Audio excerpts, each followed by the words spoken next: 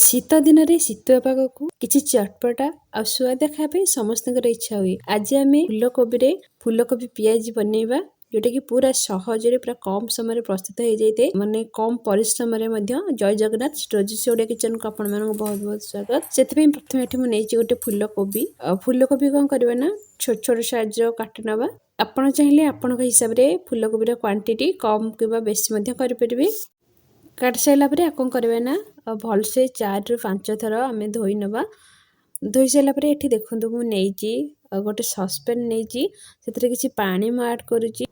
ଗ୍ୟାସଟା ଫ୍ଲେମକୁ high ରଖିବା। High ରଖିକି ଆମେ କଣ କରିବା ନା କୋବିକି ସିଝେଇ ନେବା। କୋବି ଆମର ସିଝିବା ଭିତରେ ଏଠି ମୁଁ ନେଇଛି 3ଟି ପିଆଜ, 8ରୁ 10 କୋଲା ରସୁଣ ନେଇଛି। ରସୁଣକୁ ଯଦି ଆପଣ ଆଗରୁ ମାନେ ଚୋପା ଛଡ଼େଇକି ରଖିଦେଉଥାନ୍ତି, କୌଣସି ଡବା ହେଉ କିମ୍ବା ଏଇ ଟାଇପ୍ର ମାନେ ଜିପର ଜରିରେ ଆପଣ ରଖୁଛନ୍ତି, ତାହେଲେ ବହୁତ ଦିନ ରହିବ ଆଉ କାମ କଲାବେଳେ ଏତେ ବି ମାନେ ତରବର ହେବାକୁ ପଡ଼ିବନି, କାହିଁକିନା ରସୁଣଟା ଛଡ଼େଇବା ପାଇଁ ଟିକେ ଟାଇମ୍ ଲାଗିଥାଏ। 2ଟି କଞ୍ଚା ଲଙ୍କା ଆଉ କିଛି ଧନିଆ ପତ୍ର ନେଇଛି। ପିଆଜକୁ କାଟି ନେବା। ପିଆଜକୁ କାଟିକି ଚୋପା ଛଡ଼େଇକି ତାକୁ ପ୍ରଥମେ ଆମେ ଭଲସେ ୱାଶ୍ କରିନେବା। ୱାଶ୍ କରିସାରିଲା ପରେ ତ କ'ଣ କରିବା ନା କାଟିବା। ଆଉ ଯେତେବେଳେ ପିଆଜକୁ କାଟୁଛନ୍ତି ଏଥିପାଇଁ ପିଆଜକୁ ପୁରା ସ୍ଲାଇସ୍ କରିନେବେ, ମାନେ ପୁରା ପତଲା ସାଇଜ୍ ନୁହଁ, ମିଡ଼ିୟମ୍ ସାଇଜ୍ର ସ୍ଲାଇସ୍ କରିନେବେ। ଯେମିତି ଆପଣ ପିଆଜିକି କାଟୁଛନ୍ତି ସେଇ ଟାଇପ୍ର ହିଁ ସ୍ଲାଇସ୍ କରିବେ। ଏବେ ଦେଖନ୍ତୁ ଏଠି ମୁଁ ଧନିଆ ପତ୍ରକୁ ମଧ୍ୟ ଧୋଇକିରି ତାକୁ ମଧ୍ୟ କାଟି ନେଉଛି। ଏବେ ଆମେ ହେମଦସ୍ତାରେ ଯେଉଁ ରସୁଣକୁ ଆମେ ରଖିଛେ ତାକୁ ଆମେ ନେବା, କଞ୍ଚା ଲଙ୍କା, ତା ସହିତ 1 ଇଞ୍ଚ ଅଦା ମୁଁ ନେଇଛି, ଆଉ ତାକୁ ମଧ୍ୟ କ'ଣ କରୁଛି ନା ଛୋଟ ଛୋଟ ପିସ୍ରେ କାଟିକି ନେଉଛି, ଯେଉଁଥିରେ କି ଛେଚିବା ପାଇଁ ସୁବିଧା ହେବ। ଏବେ କ'ଣ କରିବା ନା ଯେଉଁ ଦେଖିନେବା ଆମର କୋବିଟା କେତେ ବାଟ ଗଲା, ସିଝିଲା ନାହିଁ। ଆଉ କୋବିଟାକୁ ପୁରା ବଏଲ୍ କରିବେନି, 90% ଆକୁ ସିଝେଇବେ, ନହେଲେ କୋବିଟା ପୁରା ମାକ୍ସ ହେଇଯିବ। ମାନେ କୋବିଟା ଟିକେ ଖଣ୍ଡ ଖଣ୍ଡ ଟାଇପ୍ର ରହିବା ଦରକାର, ରହିଲେ ଖାଇବା ପାଇଁ ବହୁତ ଭଲ ଲାଗିବ। ଏବେ କ'ଣ କରିବା ନା ଆକୁ ଆମେ ଗୋଟେ ଷ୍ଟ୍ରେନରକୁ ଛାଣିଦେବା। ଷ୍ଟ୍ରେନରକୁ ଛାଣିକି ଆକୁ ମୁଁ ଗୋଟେ ବଡ଼ ଜାଗାକୁ ଆଡ଼୍ କରିଛି।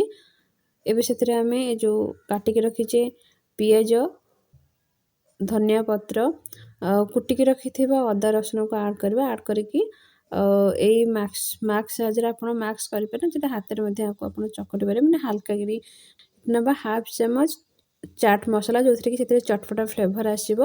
1/2 ଚାମଚ ନେଇଛି ହଳଦୀ ପାଉଡ଼ର, 1 ଚାମଚ ନେଇଛି ଧନିଆ ପାଉଡ଼ର, ମାନେ ଛୋଟ ଚାମଚ, 1 ଛୋଟ ଚାମଚ ନେଇଛି ନର୍ମାଲ ଲଙ୍କା ପାଉଡ଼ର। ଆପଣ ଚାହିଁଲେ ସ୍କିପ୍ ମଧ୍ୟ କରିପାରିବେ। ଆଉ ଏଠି ମୁଁ ନେଇଛି 1/2 ଚାମଚ ଜୁଆଣି, ଯେଉଁଥିରେ କି ଡାଇଜେସନ୍ ହେବ, ତା ସହିତ ଟେଷ୍ଟ ମଧ୍ୟ ବହୁତ ଭଲ ଆସିବ। 1 ଛୋଟ ଚାମଚ ନେଇଛି ଗୋଟା ଜିରା, ତା ସହିତ ନେଇଛି କ୍ରସ୍ ହେଇଥିବା ମାନେ ଅଧା ଛେଚା ହେଇଥିବା ଧନିଆ, ମାନେ ଗୋଟା ଧନିଆକୁ ଅଧା ଛେଚିକି 1 ଚାମଚ ଏଠି ମୁଁ ଆଡ଼୍ କରିଛି। ଏବେ ଆମେ ଏଠି ଦେବା ବେସନ। ବେସନ ଏଠି ମୁଁ 5ରୁ 6 ଚାମଚ ଆଡ଼୍ କରିଛି। ଗୋଟେ ଫୁଲକୋବି ପାଇଁ 3ରୁ 4 ଚାମଚ ନେଇଛି ମୁଁ ଏଠି କର୍ଣ୍ଣଫ୍ଲୋର। ସ୍ୱାଦ ଅନୁସାରେ ଲୁଣ ଆମେ ଆଡ଼୍ କରିବା। ଲୁଣ ଆଡ଼୍ କରିକି ଆକୁ ଆମେ ଭଲସେ କ'ଣ କରିବା ନା ଗୋଳେଇ ନେବା। ଗୋଳେଇ ସାରିଲା ପରେ ଦେଖନ୍ତୁ, ମାନେ ଯେମିତି ଆପଣ ପିଆଜର ସେପ୍ ନେଉଛନ୍ତି ସେଇ ସେପ୍ ନେବେ। ଆପଣ ଚାହିଁଲେ ସେଲୋ ଫ୍ରାଏ ମଧ୍ୟ କରିପାରିବେ, ଆଉ ଡିପ୍ ଫ୍ରାଏ ମଧ୍ୟ କରିପାରିବେ। ମୁଁ ଏଠି ଡିପ୍ ଫ୍ରାଏ ଆକୁ କରୁଛି। ତେଲଟାକୁ ଆଗରୁ ବସେଇ ଦେଇଥିଲି, ଯେଉଁଟାକି ତେଲଟା ବଢ଼ିଆ ସେ ଆମର ତାତିକି ଅଛି। ଗ୍ୟାସର ଫ୍ଲେମ୍କୁ ମିଡ଼ିୟମ୍ ରଖିକି ଆକୁ ଆମେ ଆଡ଼୍ କରିବା। ପକେଇକି ଗୋଟେ ସାଇଡ଼୍ ହେବାକୁ ଦେବା, ଗୋଟେ ସାଇଡ଼୍ ହେଲା ପରେ ଆର ପଟ ସାଇଡ଼୍କୁ ଲେଉଟାଇବା। ସମ୍ପୂର୍ଣ୍ଣ ଯେମିତି ଆପଣଙ୍କର ମାନେ ଆର କଲର୍ଟା ଲାଇଟ୍ ଗୋଲ୍ଡେନ୍ କଲର୍ ହେଲା ପରେ ଆଉ କ'ଣ କରିବା ନା ଆକୁ ଆମେ ପ୍ଲେଟ୍କୁ ଛାଣି ନେବା। ଆକୁ ଆପଣ ଶୀତ ପାଗରେ ସନ୍ଧ୍ୟାବେଳେ ଟମାଟୋ ସକ୍ସ ସହିତ ଖାଆନ୍ତୁ କିମ୍ବା ଯେକୌଣସି ଚଟଣି ସହିତ ଖାଆନ୍ତୁ, ଖାଇବା ପାଇଁ ବହୁତ ସ୍ୱାଦିଷ୍ଟ ଲାଗିବ। ଏଇ ଟାଇପ୍ର ସବୁଗୁଡ଼ାକ ମୁଁ ମାନେ ଛାଣି ନେଇଛି, ଡିପ୍ ଫ୍ରାଏ କରି ନେଇଛି। ଏବେ ଆକୁ ସବୁଗୁଡ଼ା ପ୍ଲେଟ୍କୁ କାଢ଼ି ନେବା। ଏଇ ଟାଇପ୍ର ଆପଣ ଥରେ ନିଶ୍ଚିତ ବନେଇକି ଦେଖନ୍ତୁ କେମିତି ଲାଗୁଛି, ମୁଁ ଟିକେ କମେଣ୍ଟ କରିକି ଜଣାନ୍ତି। ରହୁଛି, ପୁଣି ଦେଖ ନେକ୍ସଟ ଭିଡ଼ିଓରେ।